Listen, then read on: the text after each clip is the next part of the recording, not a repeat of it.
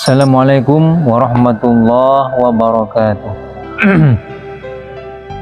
Bismillahirrahmanirrahim. Alhamdulillah wassalatu wassalamu ala sayyidina Muhammadin wa ala alihi wa sahbihi wa mawalah wa la hawla wa la quwata illa billah. Asyhadu an la ilaha illallah wa asyhadu anna sayyidana Muhammadan abduhu wa rasuluh. Allahumma salli ala sayyidina Muhammad wa ala ali sayyidina Muhammad wa sallim tasliman katsira. Kaum muslimin wal muslimat dimanapun berada, rahimakumullah, kembali mari kita sama-sama panjatkan puja dan puji syukur kita pada Allah Subhanahu wa taala atas segala karunia, rahmat dan nikmatnya kepada kita semua, terutama sekali kenikmatan iman dan Islam yang merupakan kenikmatan yang paling berharga bagi kita orang-orang beriman. Kemudian salawat dan salam semoga senantiasa tercurah limpahkan kehadiran junjungan kita baginda Rasulullah Muhammad sallallahu alaihi wasallam. Allahumma salli ala sayyidina Muhammad wa ala ali sayyidina Muhammad. Baik, mari kita lanjutkan pengajian kitab Muraqil Ubudiyah. Bismillahirrahmanirrahim. Fa iyyaka ya miskin an tud'ina lidazwirihi wa tadalli bihabli ghururihi. Fa iyyaka ay fahzarka, waspadalah. Ya miskin, wahai miskin. Siapa miskin itu? Ay ayyuhadzalil ad-dhaif alladzi la fatanata lah. Ini orang yang zalil, orang yang hina, ad-dhaif yang lemah, alladzi la fatanata yang sama sekali tidak ada punya fatanah, kecerdasan. Inilah pengertian daripada miskin. Kenapa dikatakan hina? Kenapa kita ini dikatakan orang yang lemah? Kenapa ada hakikatnya manusia ini adalah makhluk yang lemah? Sebesar apapun tubuh kita, badan kita, itu bukan ukuran bahwa kita adalah orang yang kuat. Karena kata Rasulullah, orang yang kuat itu bukan orang yang kekar badannya, orang yang kuat badannya, tapi orang yang kuat adalah orang yang bisa menahan amarahnya. Jadi kalau kita bisa menahan amarah kita, menahan nafsu kita, bisa mengendalikan nafsu kita, maka sebenarnya itulah orang yang kuat. Dari sini dikatakan miskin adalah orang yang hina, orang yang lemah. Apa yang diwasiatkan oleh Imam Ghazali kepada kita? Antud'ina bitasbirihi wa tadalli bihabli ghururihi. Janganlah jangan sampai kamu tunduk pada kepalsuan setan. Karena setan sebagaimana yang telah disampaikan dalam keterangan yang telah lalu, setan itu membodohi, membohongi kita, umat manusia ini, di mana kejelekan-kejelekan dibungkus dengan kebaikan oleh setan. Contoh, keterangan kemarin disampaikan bahwa para santri, para pemula, para orang-orang yang baru belajar ilmu ini yang ditampakkan oleh setan hadis-hadis Nabi ataupun asar para sahabat dan tabi'in tentang kemuliaan ilmu, tentang derajat orang yang berilmu. Sementara hadis-hadis yang menekankan kepada orang-orang ahli ilmu agar mereka bisa menghafalkan ilmunya dengan benar, itu disembunyikan oleh setan. Jadi ini salah satu trik setan, bagaimana orang-orang itu, terutama para pemula-pemula belajar ilmu, mereka itu tergelincir, terpesona dengan ilmunya, sehingga kalau sampai ia terlena dengan hadis-hadis tadi, bisa saja dia salah niat dalam mencari ilmu. Jadi bukan jaminan kita ini walaupun dimondokkan oleh orang tua kita, walaupun kita selalu ada di masjid, walaupun kita selalu dengan istighasah, selawatan, ibadah dimanapun tempatnya, bukan jaminan kita ini sebagai orang yang selamat. Bisa saja kita ini karena hal itu, karena tidak diniati dengan niat yang benar, niat yang ikhlas karena Allah, bisa saja justru amal-amal ibadah inilah nanti tidak diterima oleh Allah. Justru amal-amal ibadah ini nanti bisa justru saja menjadi bumerang bagi kita kelak di akhirat. Jadi kata Imam Ghazali, waspadalah wahai miskin, wahai orang yang hina yang dan lemah, jangan sampai engkau tunduk pada kepalsuan setan sehingga watadalli bihabli gururihi, hingga engkau terpedaya olehnya. Kalau kita ini sudah tunduk, sudah ikut dengan hal-hal kejelekan yang dibungkus dengan kebaikan oleh setan, maka kita ini bisa saja terpedaya olehnya.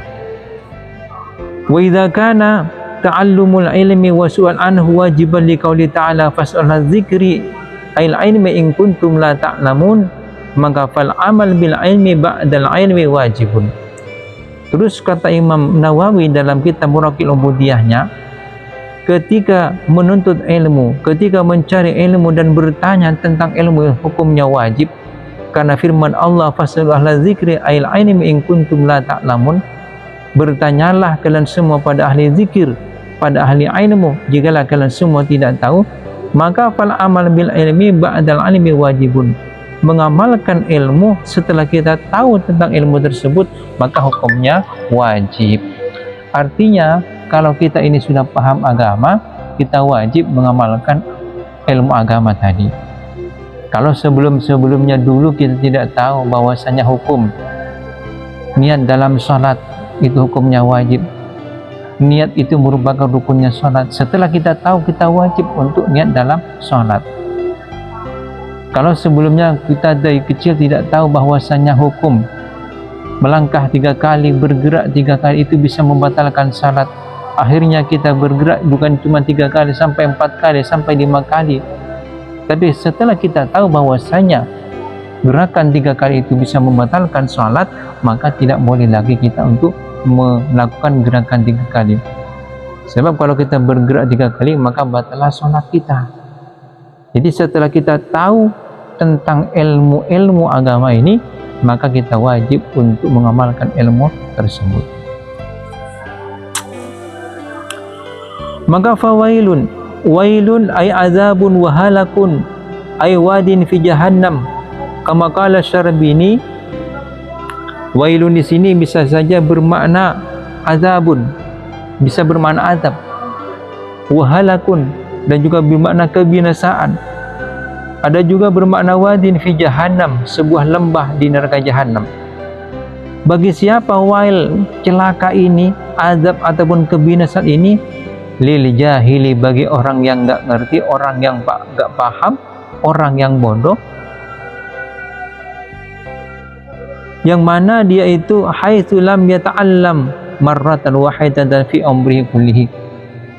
Dikatakan dia itu celaka kalau orang bodoh ini tidak pernah belajar agama selama hidupnya walaupun 1 kali.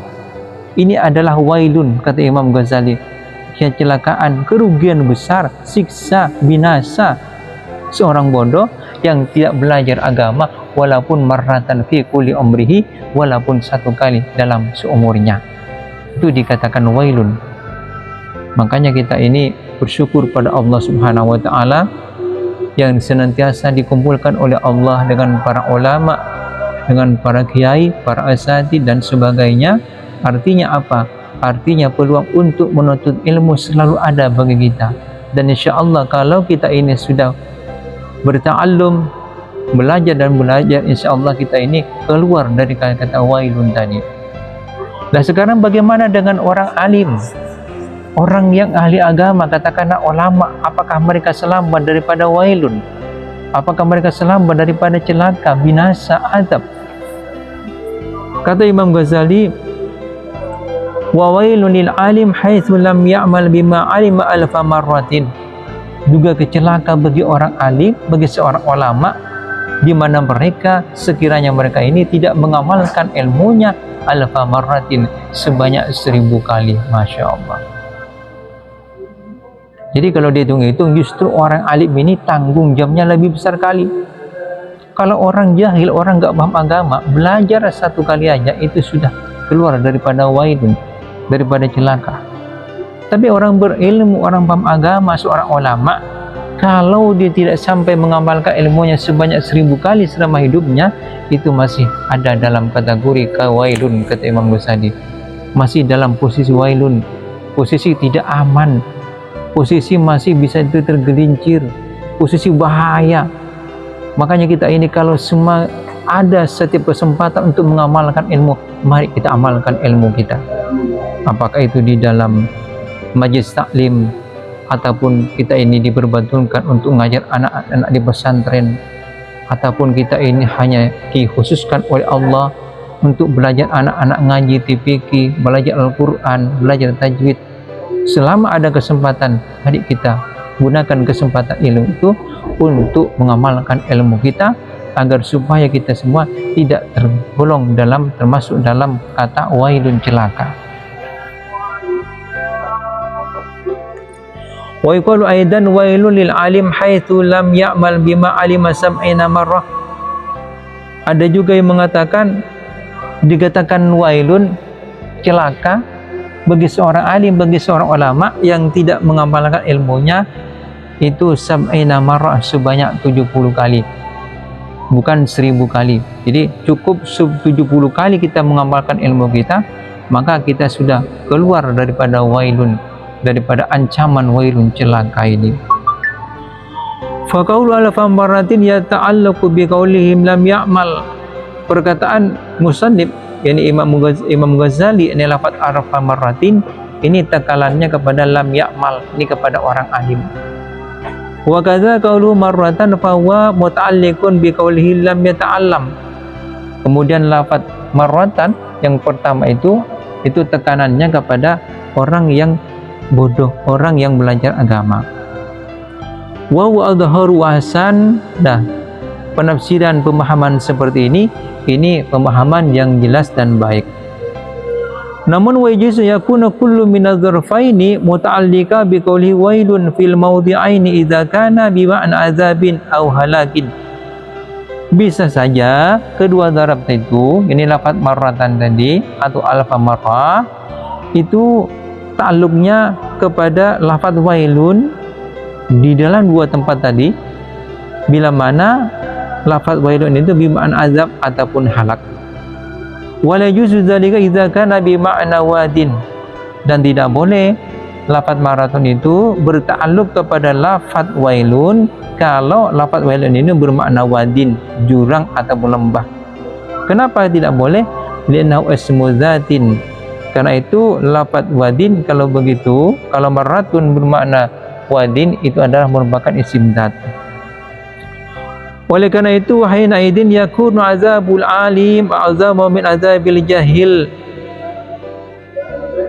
Lah, menurut pendapat ini, maka azab siksa bagi seorang alim, bagi seorang ulama itu lebih besar, lebih bahaya, lebih menyakitkan dibandingkan siksa daripada orang jahil, orang yang enggak paham agama. Naam, oke. Huwa bihasabil adat, ini kalau ditinjau dari segi bilangannya, yakni 1 lawan 1000. Kalau orang jahil itu tidak belajar 1 kali aja, maka dia termasuk dalam golongan wailun, yang celaka, tidak aman. Orang yang alim, kalau dia tidak sampai mengamalkan ilmunya sebanyak 1000 kali, juga celaka, walaupun dia sudah alim, walaupun sudah berilmu. Ini dari segi adat, dari segi hitungan. Dunal hayat, bukan bentuknya, bukan kenyataannya. Maka fa yumkinu ayyakuna al-azabul wahid ashaddu minal alfi bi'adafin. Bisa saja kenyataannya nanti justru siksa yang satu itu sangat lebih pedih, lebih kejam, lebih berat dibandingkan 1000 kali. Wa aidan annal alima idza taraka wajiban aw fa'ala muharraman wa yu'adzibullahu ta'ala yakuna ta'dzibu ta'ala lahu tadhiran lahu, kadza qala ba'duhum. Dan juga seorang ulama itu bila mana dia itu meninggalkan perkara wajib ataupun melakukan perkara yang diharamkan oleh Allah dan Rasulnya, kemudian diazab oleh Allah, bisa saja takdzibnya ini, siksanya ini adalah merupakan tadhiran lahu, merupakan penyucian baginya, sebagaimana ini disampaikan oleh sebagian ulama. Wala hadzal ma'na ma yuqalu zabaniyatu tusri'u lil ulama'i ghairul 'amilina qabla 'abadatil awthan. Maka senada dengan arti ini apa yang telah dikatakan bahwasanya kelak malaikat zabaniyah, yakni malaikat-malaikat penyiksa, dia itu akan mempercepat untuk menyiksa para ulama yang tidak mengamalkan ilmunya dulu sebelum dia menyiksa para penyembah-penyembah berhala. Sebagaimana itu diriwayatkan dari Rasulullah sallallahu alaihi wasallam, kata Rasulullah, al-alim habibullah walau kana fasikan wal jahil aduwullah walau kana abidan. Seorang alim, seorang ulama, kata Rasulullah, itu habibullah, merupakan kekasih Allah, walau kana fasikan, walaupun dia ada orang yang fasik. Namun wal jahil, orang yang bodoh, orang yang ngerti agama, itu aduwullah, kata Nabi, merupakan musuh Allah, walau kana abidan, sekalipun dia seorang ahli ibadah. Baik, sedemikian saja pada kesempatan ini yang dapat kami sampaikan. Dari awal sampai akhir, atas kurang dan lebihnya kami tak lupa mohon maaf. Semoga ada manfaat dan faedahnya, utamanya kepada diri kami pribadi. Wa akhiran, wassalamualaikum warahmatullahi wabarakatuh.